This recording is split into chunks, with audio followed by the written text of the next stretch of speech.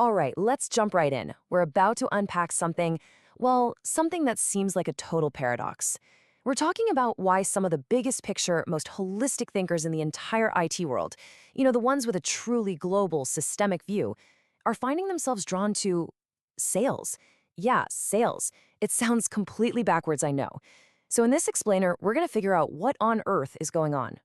I mean, just look at this. On the surface, these two worlds feel like they're from different planets, right? In one corner, you've got sales. You think of quotas, pressure, persuasion, a real numbers game. And in the other corner, you have what's called turquoise values, all about global vision, systemic harmony, stewardship. So what's the connection? How do we even begin to bridge this massive gap? Okay, to even start to make sense of this, we need a map, a framework. And that framework is called spiral dynamics. Basically, it's a model that shows how human values evolve over time, both in people and in entire societies. Each level, which they give a color, represents a totally unique worldview, a different set of beliefs and priorities. And this is the key, really, to unlocking why different people are motivated by completely different things in their careers. So here's where it gets really interesting. This isn't just some abstract psychological theory. Nope. Research actually shows a direct statistical link between these value systems and what IT specialists are looking for in a job. In other words, your dominant color can literally predict what you're going to prioritize when you're looking at a job offer. And when you first glance at the data, a lot of it is, well, exactly what you'd expect. It makes perfect sense.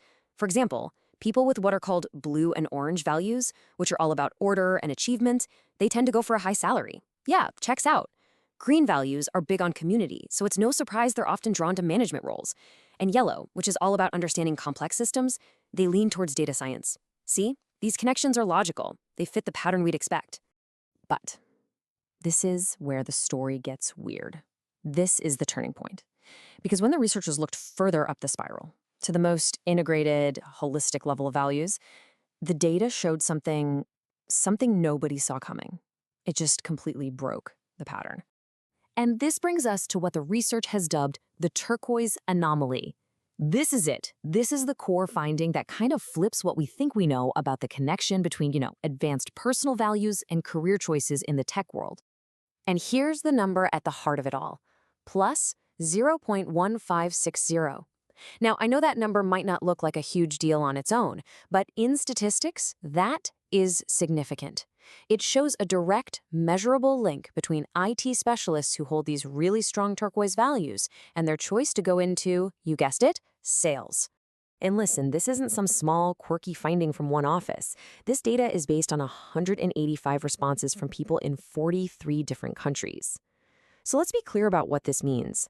The stronger an IT specialist's turquoise values are, this worldview of global vision and systemic harmony, the more likely they are to choose a sales specialty. This is the anomaly we really have to dig into. So that just leads to the massive question, right? Why? Why on earth would people who are focused on global harmony and the well-being of the whole system, why would they choose a career that we typically associate with cutthroat individual competition? Turns out there are two very different ways to look at this. All right, let's start with the first explanation. This is the idealistic view, the one that comes from inside the turquoise value system itself. It's a perspective that reframes sales as something totally different, not extraction, but systemic integration. There's a quote from the source material that just nails this perspective. It says, "For turquoise, selling becomes a form of stewardship, aligning offerings with planetary and human evolution rather than extracting value."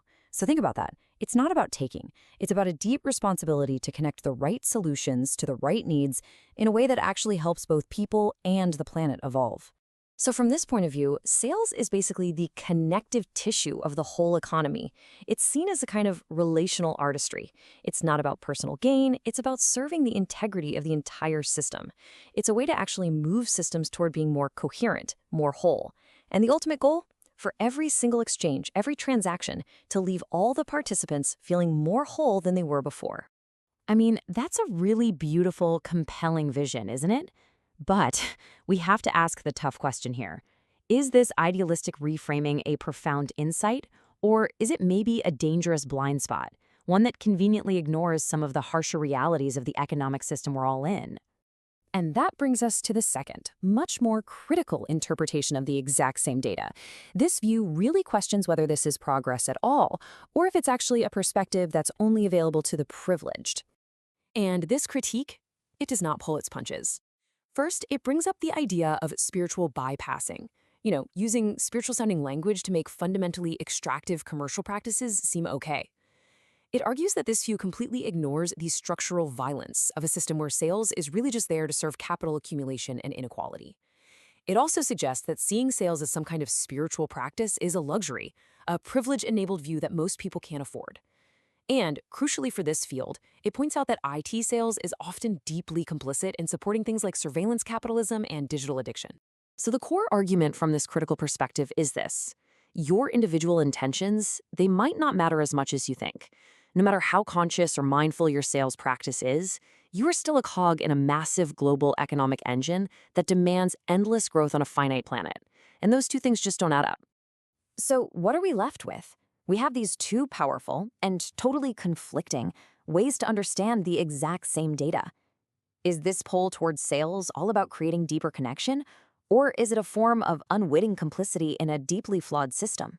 So let's just put them right next to each other. On one hand, you have the idealist. They see sales as a potential act of sacred stewardship, a way to connect needs and heal systems through conscious regenerative exchange. On the other hand, you have the critic. They say sales is just participation in a structurally violent system, and it doesn't matter what your personal intent is. The goal is conscious exchange versus the function is capital accumulation.